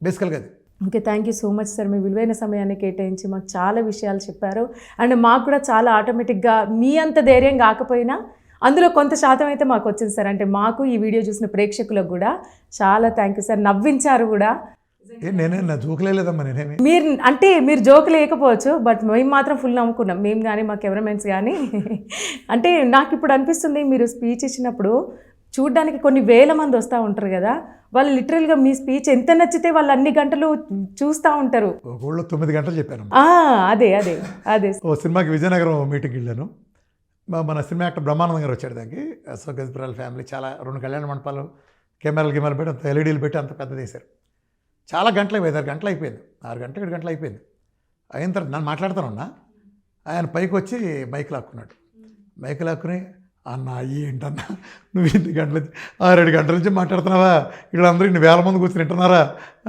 ఏంటన్నా ఇది అన్నగారు మాట్లాడితే గంట నుంచి మీటింగ్ వెళ్ళలేదు మా కామెడీ సినిమాలో 2.5 గంటల దాకా కామెడీ బిట్ వస్తుంది ఎంత నవ్వున్నా కట్ చేస్తారు అంటే లెంగ్త్ అయితే చూడరని ఇన్ని గంటలు మాట్లాడావా ఈ మాట ఇవ్వడం చూస్తే నమ్మేవాడు కదన్నా కనీసం కాఫీ అన్న తాగలేదన్నా అంటాడు కాఫీ తాగు టిఫిన్ చేయలేదండి నేను చేయనండి ఒక్క కాసేపు ఇంకో అరగంట ఉంది అయింది అయిపోయింది ఇచ్చేయమండి ఎవడే ఆయన కూర్చోబెట్టి నువ్వు కాఫీ తాగు నేను మైక్ తీసుకుంటానని ఆయన అదే ఆశ్చర్యపోయాడు ఇన్ని గంటలు ఎలా కూర్చోబెట్టి ఎలా సాధ్యపడుతుంది అసలు అంటే అసలు నాకు ఇన్ని గంటలు అయిపోయింది కూడా తెలియదు ఇప్పుడు ఏమో వాచ్ చూసుకుంటే నాకు ఇన్ని గంటలు అని అర్థమైంది నేనైతే ఓ బెస్ట్ ఓరేటర్ అమ్మా అదైతే నేను చెప్పగలను అది ఎక్కడి నుంచి వస్తుంది నేను ఎప్పుడు ప్రిపేర్ కాను నా జన్మలో ఓ మీటింగ్కి వెళ్ళడానికి కానీ ఎక్కడికి కానీ ఇప్పుడు ఒక ఇంటర్వ్యూనో అసలు జీవితంలో ప్రిపేర్ అయ్యామో ఫెయిల్ అంతే నన్ను ఒక్కోసారి టీవీలలో వచ్చి ప్రోగ్రాంకి ఒక నిమిషం బిట్టి చెప్పనేవాళ్ళు ఇలా ఇచ్చి నేను మీ వీరమాచి రామకృష్ణ రేపు పొద్దున పలానా రోజున మిమ్మల్ని కలవమని కనీసం 10 టేకులు పడిపోయింది ఒరే బాబు నాది కానీ కోళ్ళలు నన్ను ఎందుకు దూరుతారా బాబు మీరు రామారావుని ఎస్వి రంగారావు తీసుకొచ్చి బ్రేక్ డాన్స్ చేసినట్టు ఉంటుంది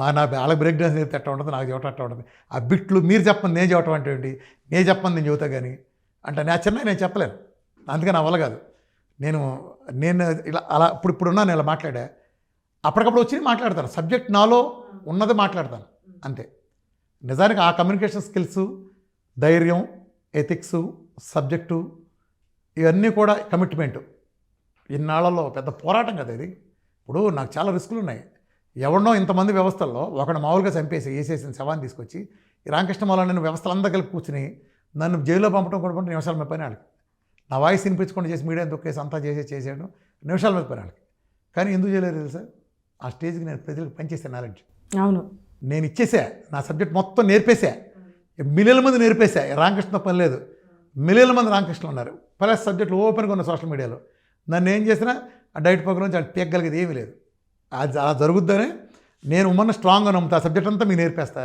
ఆ తర్వాత మీరే తగ్గించుకునేది మీరే ఇప్పుడు నువ్వు ఒక షుగర్ తగ్గించుకుంటావు ఉబ్బులు తగ్గించుకుంటావు నువ్వు 5 కిలోలు తగ్గాను సార్ అని చెబుతావు నేను అట్లా అన్నావు నువ్వు 5 కిలోలు తగ్గల 5 కిలోలు తగ్గే నాలెడ్జ్ నువ్వు నేర్చుకున్నావు అంట అర్థమైందా ఆ నాలెడ్జ్తో నువ్వు మీ అత్తగారు తగ్గిస్తావు మీ అమ్మగారు తగ్గిస్తావు అర్థమైందా మీ ఆయన తగ్గిస్తావు మీ మామగారు తగ్గిస్తావు ఆ నాలెడ్జ్తో నాలెడ్జ్ సైన్స్ థియరీ ప్రాక్టికల్స్ నేను ఉమెన్ స్ట్రాంగ్గా నమ్ముతాను ప్రపంచాన్ని మార్చేది వాళ్ళే కాబట్టి ఈ సబ్జెక్ట్ మీరు నేర్చుకుని మీరు దీన్ని స్ప్రెడ్ చేయండి thank you so much sir thank you ఈ వీడియో కనుక మీకు నచ్చినట్టయితే లైక్ చేయండి షేర్ చేయండి అండ్ సువర్ణ మీడియా ఛానల్ని సబ్స్క్రైబ్ చేయండి